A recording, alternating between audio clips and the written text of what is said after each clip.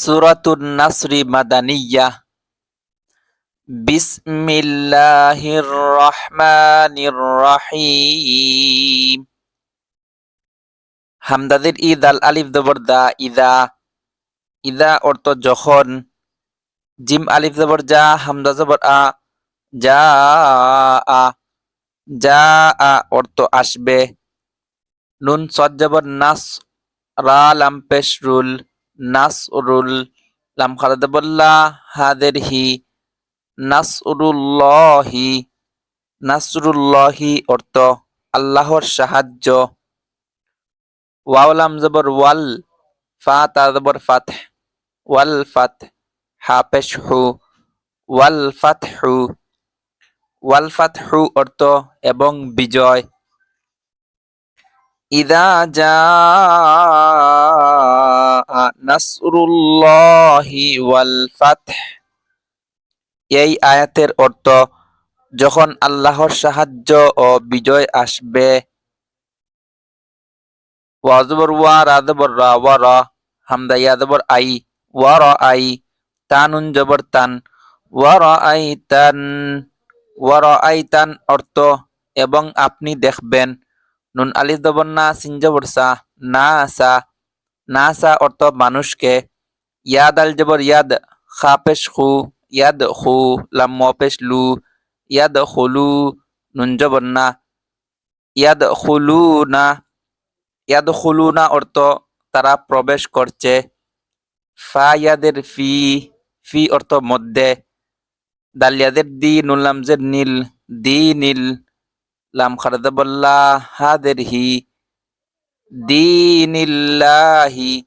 দীনিল্লাহি অর্থ আল্লাহর দিনে।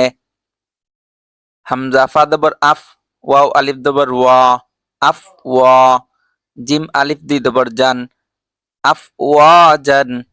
আফওয়াজান অর্থ দলে দলে।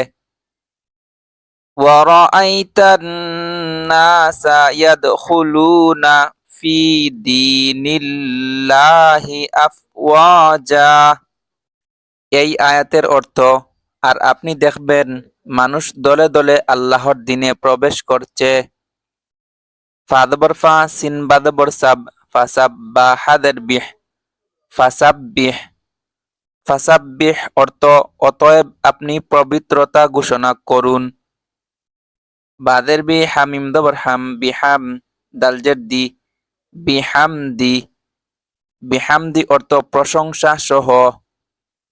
রা বা দবর রাব বাদের বি রব্বি কাফ জবর কা রব্বিকা। রব্বিকা অর্থ আপনার রবের।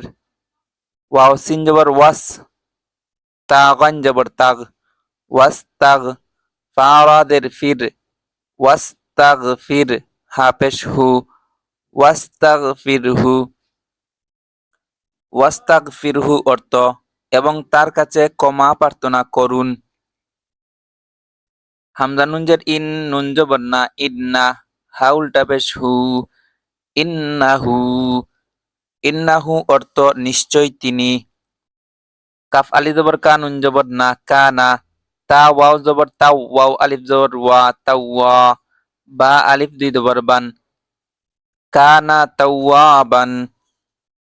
কানা তাওয়াবান অর্থ তিনি তওবা কবুলকারী। ফাসাব্বিহ বিহামদি রাব্বিকা ওয়াস্তাগফির ইন্নাহু কানা তাওয়াবা। এই আয়াতের অর্থ তাই আপনি আপনার রবের প্রশংসা সহ তার পবিত্রতা ঘোষণা করুন এবং তার কাছে ক্ষমা প্রার্থনা করুন। নিশ্চয় তিনি তওবা কবুলকারী।